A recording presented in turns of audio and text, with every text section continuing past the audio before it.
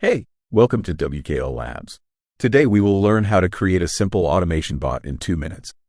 It doesn't matter if you're just starting out. This video will show you how to get started with bot programming in an easy and practical way. Shall we do this? The goal of our bot today is simple. We're going to create a bot that responds automatically when you send it a command. We will use Python and the Discord.py library, but you can apply the concepts to other types of bots as well. First, we need to install the Discord.py library.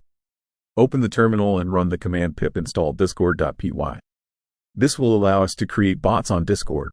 Now, let's start writing our bot. First, we import Discord.py. Next, we create an instance of the client, which is responsible for connecting to Discord and listening to events.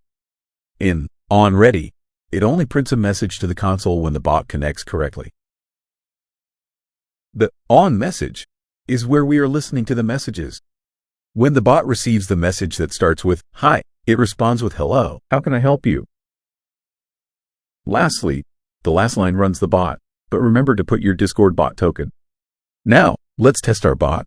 I'll open Discord, add the bot to my test server, and send the message, "Hi."